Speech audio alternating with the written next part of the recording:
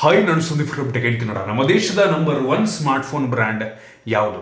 ಈ ನಂಬರ್ 1 ಸ್ಥಾನವನ್ನು ನಾವು ಎರಡು ಆಸ್ಪೆಕ್ಟ್ ಇಂದ ಜಡ್ಜ್ ಮಾಡಬಹುದು.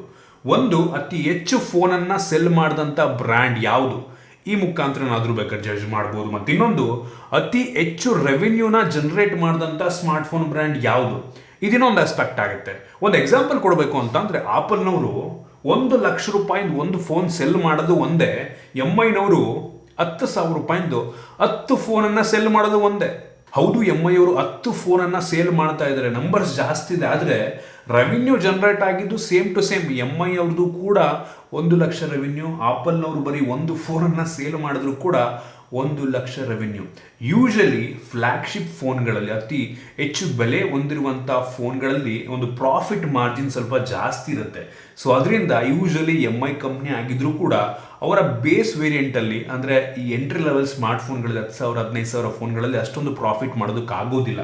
ಅವ್ರದ್ದು ಏನು 60, 40, 50, 60 ಸಾವಿರ ರೇಂಜಲ್ಲಿರುವಂಥ ಸ್ಮಾರ್ಟ್ಫೋನ್ಗಳಲ್ಲಿ ಪ್ರಾಫಿಟ್ ಮಾರ್ಜಿನ್ ಜಾಸ್ತಿ ಇರುತ್ತೆ. ಆದರೆ MI ಫೋನ್ನ ಯಾರು ಕೂಡ ಅಷ್ಟೊಂದು ಎಕ್ಸ್ಪೆನ್ಸಿವ್ ತೊಗೊಳೋದಕ್ಕೆ ಹೋಗಲ್ಲ. ಎಲ್ಲರೂ ಕೂಡ ಆಪಲ್ಲು, ಸ್ಯಾಮ್ಸಂಗನ್ನು ಪರ್ಚೇಸ್ ಮಾಡ್ತಾರೆ. ಸೊ ಅದರಿಂದ ರೆವಿನ್ಯೂ ಕೂಡ ತುಂಬ ಮ್ಯಾಟ್ರ್ ಆಗುತ್ತೆ. ಈ ಆಪಲ್ನವ್ರದ್ದು ಎಲ್ಲ ಫ್ಲ್ಯಾಗ್ಶಿಪ್ ಫೋನೇ, ಎಲ್ಲ 40, 50, 60 ಸಾವಿರ ರೂಪಾಯಿ ಫೋನ್ಗಳೇ. ಸೊ ಅದರಿಂದ ಅವರ ರೆವಿನ್ಯೂ ಜಾಸ್ತಿ ಇರುತ್ತೆ. ಸೊ ಅದನ್ನು ಕೂಡ ನಾವು ಕನ್ಸಿಡರ್ ಮಾಡಬೇಕಾಗುತ್ತೆ. ಸೊ ನಾನಿವತ್ತು ಈ ವಿಡಿಯೋದಲ್ಲಿ ನಮ್ಮ ದೇಶದ ನಂಬರ್ 1 ಸ್ಮಾರ್ಟ್ಫೋನ್ ಯಾವುದು, ರೆವಿನ್ಯೂ ವೈಸ್ ಆಗಿರ್ಬೋದು ಅಥವಾ ನಂಬರ್ ವೈಸ್, ಎರಡನ್ನೂ ಕೂಡ ನಾನು ನಿಮಗೆ ತಿಳಿಸ್ಕೊಡ್ತಾ ಇದ್ದೀನಿ. ಅದಕ್ಕಿಂತ ಮುಂಚೆ ನೀವು ನಮ್ಮ tech in Kannada YouTube subscribe ಮಾಡ್ಕೊಂಡಿಲ್ಲ, ಸಬ್ಸ್ಕ್ರೈಬ್ ಮಾಡ್ಕೊಳ್ಳಿ, ಒಂದು ಬೆಲ್ ಐಕನ್ ಕೂಡ ಕ್ಲಿಕ್ ಮಾಡ್ಬೋದು.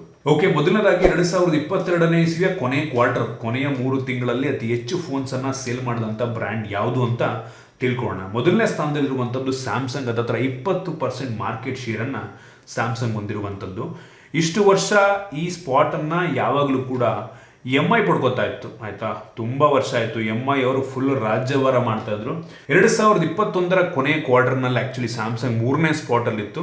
ಸೊ 22ಕ್ಕೆ ಒಂದು ವರ್ಷ ನಂತರ ಫಸ್ಟ್ ಪ್ಲೇಸಿಗೆ ಬಂದವ್ರೆ. ಸೊ ಸೂಪರ್ ವಿಷಯ. ಇನ್ನು 2ನೇ ಸ್ಪಾಟಲ್ಲಿ ವಿವೋ ಮತ್ತು MI ಎರಡೂ ಕೂಡ ಶೇರ್ ಮಾಡ್ತಾ ಇದ್ದಾರೆ. ಎರಡೂ ಕೂಡ 18% ಮಾರ್ಕೆಟ್ ಶೇರನ್ನು ಹೊಂದಿರುವಂಥದ್ದು. ಸೊ MI ಅವರು ನೋಡೋದಕ್ಕೆ ಹೋದರೆ, ನಂಬರ್ ಲೆಕ್ಕ ಹಾಕಕ್ಕೆ ಹೋದರೆ 3ನೇ ಸ್ಪಾಟಿಗೆ ಬರ್ತಾರೆ. ಆಯಿತಾ, ಸೊ ಫಸ್ಟ್ ಪ್ಲೇಸಿಂದ ಕೊನೆಯ ಸ್ಪಾಟು.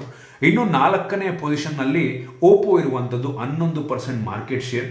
ರಿಯಲ್ಮಿನವರು ಬಿದ್ದೋಗ್ಬಿಟ್ಟಿದ್ದಾರೆ ಫುಲ್ ಹಂಗನಿಸ್ತಂಗೆ. 5ನೇ ಸ್ಪಾಟು ಬರೀ 8% ಮಾರ್ಕೆಟ್ ಶೇರನ್ನು ಕೊನೆಯ ಕ್ವಾರ್ಟರ್ನಲ್ಲಿ ಪಡ್ಕೊಂಡಿರುವಂಥದ್ದು.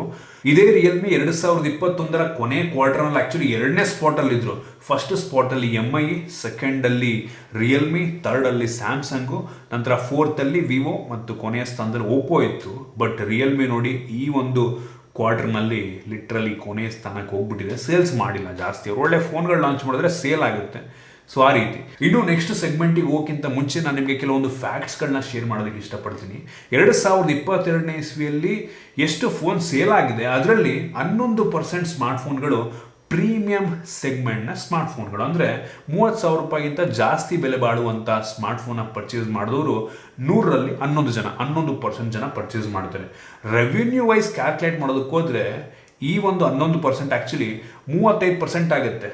ಸೊ ಲೆಕ್ಕ ಕೊಡಿ ನಿಮಗೇನೆ. ಅಂದರೆ ಜಾಸ್ತಿ ಬೆಲೆ ಹೊಂದಿರುವಂಥ ಫೋನ್ಗಳ ರೆವಿನ್ಯೂನೇ ಸ್ವಲ್ಪ ಜಾಸ್ತಿ ಬಂದ್ಬಿಡುತ್ತೆ. 35% ಅಂದರೆ ಯೋಚನೆ ಮಾಡ್ಕೊಳ್ಳಿ. ಪರ್ಚೇಸ್ ಮಾಡಿರೋರು ಬರೀ 11% ಜನ, ಆದರೆ ಆ 11% ಜನ ಈ ಒಂದು ಸ್ಮಾರ್ಟ್ಫೋನ್ ಇಂಡಸ್ಟ್ರಿಗೆ 35% ಕಾಂಟ್ರಿಬ್ಯೂಟ್ ಮಾಡಿದ್ದಾರೆ. ಸೊ ಕ್ರೇಜಿ ಅಂತ ಹೇಳಕ್ಕೆ ಇಷ್ಟಪಡ್ತೀನಿ. ಆಯಿತಾ, ಮತ್ತು ನಾನು ಮೊನ್ನೆ ಟೆಕ್ ನ್ಯೂಸಲ್ಲೂ ಕೂಡ ಹೇಳಿದ್ದೆ, ಐಫೋನ್ 13 ನಮ್ಮ ದೇಶದಲ್ಲಿ ಅತಿ ಹೆಚ್ಚು ಸೇಲ್ ಆದಂಥ ಸ್ಮಾರ್ಟ್ಫೋನ್ 2022ನೇ ಇಸ್ವಿಲಿ ಅಂತ.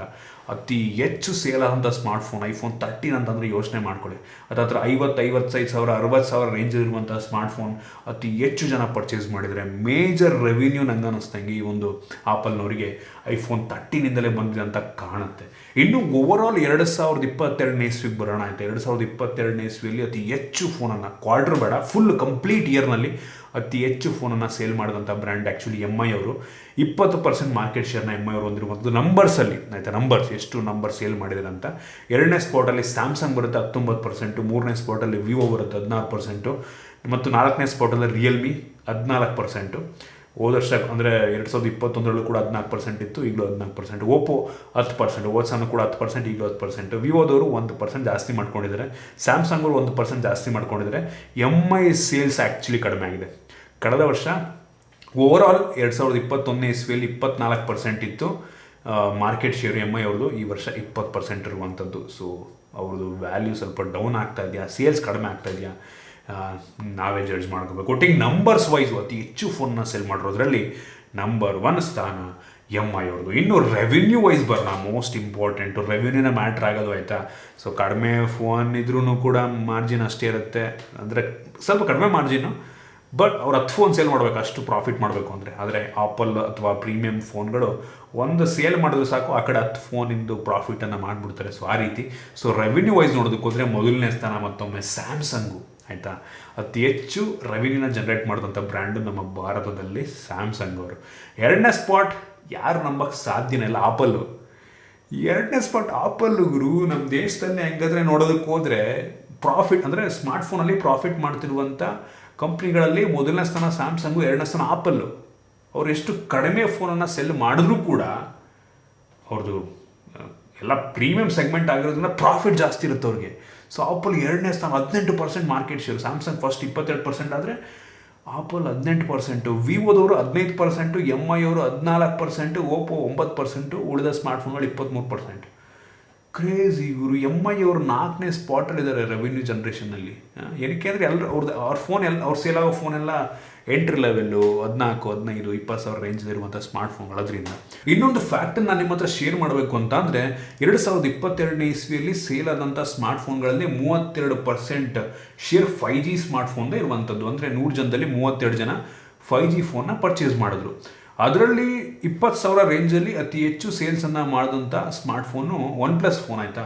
OnePlus Nord CE2. ಸೊ ಇದನ್ನು ನಾನು ಆ್ಯಕ್ಚುಲಿ ಅನ್ಬಾಕ್ಸ್ ಕೂಡ ಮಾಡಿದ್ದೀನಿ. CE2, C ಲೈಟ್ ಅಂತೆಲ್ಲ ಬಂತು. ಅವೆಲ್ಲ ಹೆವಿ ಸೇಲ್ಸನ್ನು 20,000 ರೇಂಜಲ್ಲಿ ಮಾಡಿರುವಂಥದ್ದು. ಸೂಪರ್ ವಿಷಯ. ನಂಗೆ ಅನಿಸ್ತಂಗೆ 2023 ಅಂದರೆ ಈ ವರ್ಷ 5G ಸೇಲ್ಸ್ ಇನ್ನೂ ಜಾಸ್ತಿ ಆಗುತ್ತೆ. ನಂಗೆ ಅನಿಸ್ತಂಗೆ 90%, 95%ಗೆ ಬಂದ್ಬಿಡ್ಬೋದಾ ಅಂತ ಅನಿಸುತ್ತೆ. ಎಲ್ಲ ಬ್ರ್ಯಾಂಡ್ಗಳು 4G ಫೋನನ್ನು ಲಾಂಚ್ ಮಾಡೋದು ಸ್ವಲ್ಪ ಕಡಿಮೆ ಮಾಡ್ಬೋದು. ಸೊ ಎಲ್ಲರೂ ಕೂಡ 5Gಯನ್ನು ಪರ್ಚೇಸ್ ಮಾಡೋಕ್ಕೆ ಶುರು ಮಾಡ್ತಾರೆ. ಈ ವರ್ಷ ಕಂಪ್ಲೀಟ್ ಟ್ರಾನ್ಸ್ಫಾರ್ಮೇಷನ್ ಆಗುತ್ತೆ ಅಂತ ನನಗನ್ಸುತ್ತೆ. ಈ ವರ್ಷ ಒಂದು 90% ಆಗುತ್ತೆ, ಮುಂದಿನ ವರ್ಷ ಕಂಪ್ಲೀಟ್ ಒಂದು ಟ್ರಾನ್ಸಾಕ್ಷನ್ ಆಗೋಗ್ಬಿಡುತ್ತೆ. ಸೊ ಕಾದು ನೋಡಿ ಏನಾಗುತ್ತೆ ಅಂದರೆ. ಸೊ ಇದಿಷ್ಟು ಈ ಒಂದು ಫ್ಯಾಕ್ಟ್ಸು, ಈ ಒಂದು ಕೌಂಟರ್ ಪಾಯಿಂಟ್ ರಿಸರ್ಚ್ನ ಪ್ರಕಾರ ನಾನು ನಿಮಗೆ ಶೇರ್ ಮಾಡಿದ ಇನ್ಫಾರ್ಮೇಷನ್ ಎಲ್ಲ.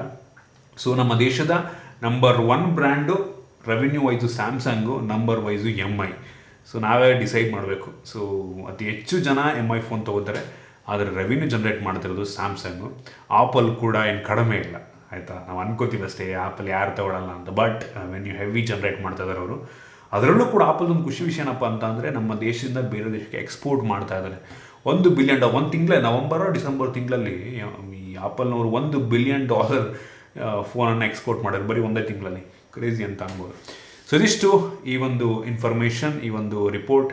ನಿಮಗೆ ಇದು ಇಂಟ್ರೆಸ್ಟಿಂಗ್ ಅನ್ನಿಸ್ತು, ಕೆಲವೊಂದು ಹೊಸ ವಿಷಯ ತಿಳುವಳಿಕೆ ಸಿಕ್ಕಿದೆ ಅಂತ ಅನ್ಕೋತೀನಿ. ಇಷ್ಟ ಆಗಿದೆ ದಯವಿಟ್ಟು ಲೈಕ್ ಮಾಡಿ, ಶೇರ್ ಮಾಡಿ. ಇದೇ ರೀತಿ ನಮ್ಮ ಬೇರೆ ಬೇರೆ ವೀಡಿಯೋಗಳಿಗೆ ನಮ್ಮ tech in Kannada YouTube subscribe ಮಾಡ್ಕೊಂಡಿಲ್ಲ ಅಂದರೆ ಇಲ್ಲೇ ಸಬ್ಸ್ಕ್ರೈಬ್ ಮಾಡ್ಕೊಳ್ಳಿ ಮತ್ತು ಬೆಲ್ ಐಕನ್ ಕೂಡ ಕ್ಲಿಕ್ ಮಾಡ್ಬೋದು. ಸಿಗೋಣ ಮುಂದಿನ ವೀಡಿಯೋದಲ್ಲಿ.